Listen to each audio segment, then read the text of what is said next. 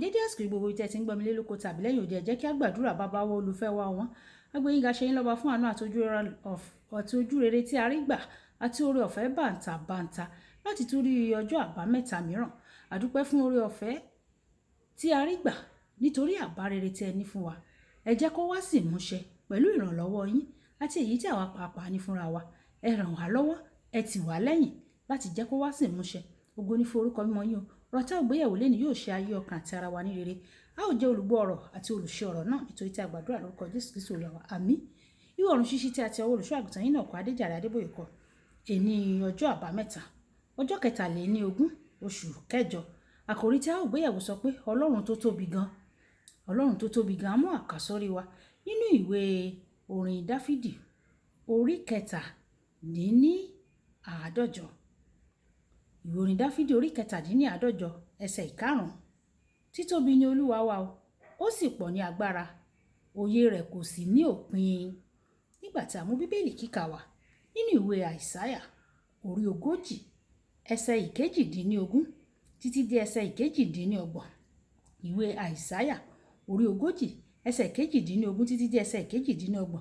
Ta ni ẹ̀yin yóò ha fi Ọlọ́run wé? Tàbí àwòrán kí ni ẹ̀yin yóò ha fi ṣe àkàwé rẹ̀? Oníṣọ̀nà ń gbé ère, alágbẹ̀dẹ wúrà sì ń fi wúrà bò ó, ó sì ń dá ẹ̀wọ̀n fàdákà. Ẹni tí ó tálákà bẹ́ẹ̀ tí kò fi ní ohun ọrẹ, ó yan igi tí yóò ra, ó wá ọlọ́gbọ́n oníṣọ̀nà fún ara rẹ̀ láti gbẹ́ ère gbígbẹ́ tí a kì yóò sí nípò. Ẹ̀yin kò ha mọ̀, ẹ̀yin kò ì gbọ́, a kò tí ì sọ fún yín ní àtètèkọ́ṣe, kò tí ì yé yín láti ìpilẹ̀ṣẹ̀ ayé wá. Òun ni ẹni tí ó jókòó lórí òbírí ayé o, gbogbo àwọn tí ń gbé ibẹ̀ sì dàbí ẹlẹ́ngà. Ẹni tí ó tẹ́ ọ̀run bí ohun títa, tí ó sì nà wọ́n bí àgọ́ láti gbé. Ẹni tí ó sọ àwọn ọmọ aládé di òfo, ó ṣe àwọn onídàájọ́ ayé, ó sọ wọ́n di asán.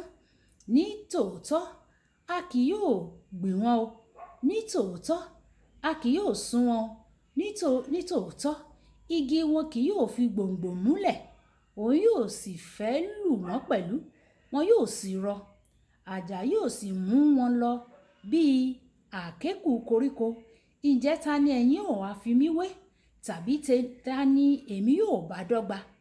Ni ẹni mímọ́ wí o. Gbé ojú yín sókè sí ibi gíga, kí ẹ sì wò ó. Ta ni ó dá nǹkan wọ̀nyí tí ń mú òógùn wọn jáde wá ní iye? Ó ń pe gbogbo wọn ní orúkọ nípa títóbi ipá rẹ̀. Èéṣe tí ìwọ fi ń wí, ìwọ Jákọ́bù, tí ìwọ ń sọ, ìwọ Ísírẹ́lì pé, ọ̀nà mi pamọ́ kúrò lọ́dọ̀ Olúwa, ìdájọ́ mi sì ré kọjá kúrò lọ́dọ̀ Ọlọ́run mi. Ìwọ kò tí ì mọ̀, ìwọ kò tí ì gbọ́ pé Ọlọ́run ayérayé, Olúwa, ẹlẹ́dàá gbogbo ìpẹ̀kun ayé ni. Kì í sáré o, bẹ́ẹ̀ ni àárẹ̀ kì í sì í mu. Kò sí àwárí òye rẹ̀. Kí Olúwa kó bùkún kíkà ọ̀rọ̀ rẹ̀. Wàyí, ẹ jẹ́ ká tẹ́tí bẹ̀lẹ̀ jẹ́ láti gbọ́ ohun tí olùṣọ́ àgùntàn yín náà kọ Adéjàre Adébóyè ní fún wa ní èní ọjọ́ àbámẹ́ta. Nínú ìwé Àìsáyà orí 54, Ọlọ́run sọ pé, ọ̀run ni ìtẹ́ mi o, ayé sì ni àpótí ìtìsẹ̀ mi. Bákan náà, nínú ìwé Dìtàlórómì orí 23 ẹsẹ̀ 17, ó sọ pé ó ní ọwọ́ ayérayé. Ọlọ́run wa jẹ́ Ọlọ́run tó tóbi gan-an. Síbẹ̀ ó lè kéré tó bẹ́ẹ̀ tí ó tún lè gbé inú ọkàn rẹ̀. Ìwé Jòhánù kìíní orí 4 ẹsẹ̀ 4, ó sọ pé ẹni tó ń gbénú rẹ̀ ó tóbi ju ẹni tó ń gbénú ayé lọ.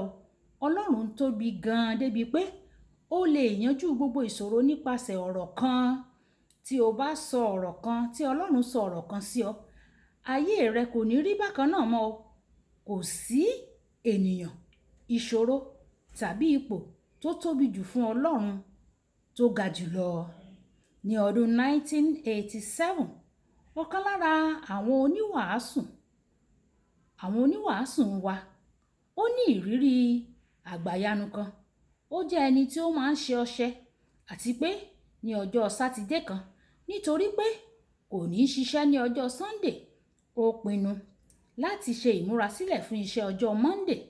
Nígbà tí gbogbo ènìyàn tó wà níbẹ̀ tí wọ́n wà ní ibi iṣẹ́ ti lọ sílé, nígbà tí ó ń da àwọn kẹ́míkà pọ̀, ó ṣubú o.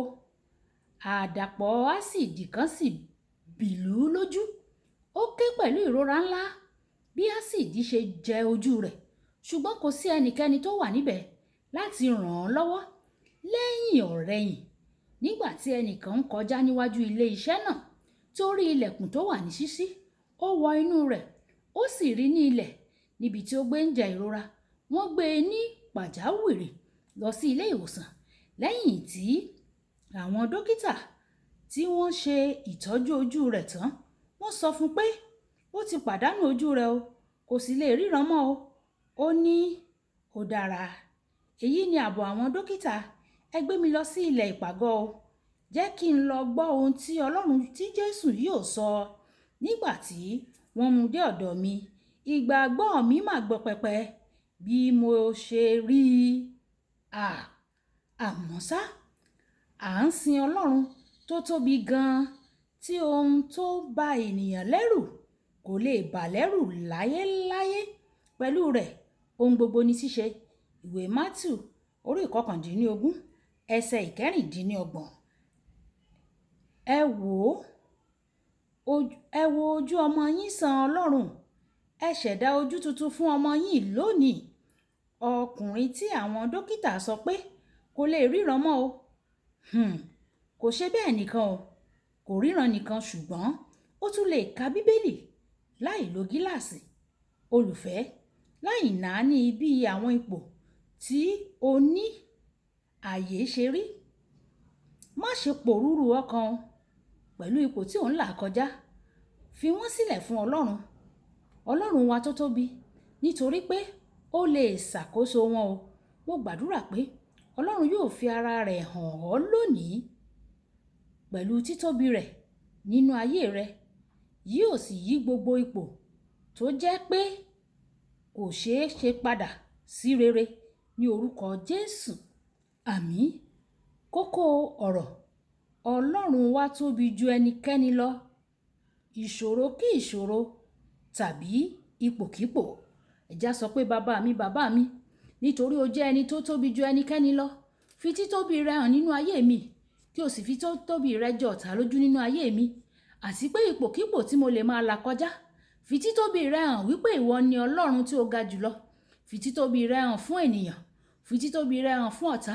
Fi títóbi rẹ hàn fún ìdojúkọ mi ní gbogbo ọ̀nà mi. Jẹ́ kí n máa rí títóbi rẹ. Bẹ́ẹ̀ ni yóò rí lórúkọ Jésù. Àmín. Olúwabùkọ́lá Ayákó ní orúkọ mi. Ẹ máa bá mi like, ẹ máa share, ẹ máa comment nípa ẹ̀, kí àwọn èèyàn kan lè jẹ àǹfààní ọ̀run ṣíṣí Yorùbá. Ó dàbọ̀.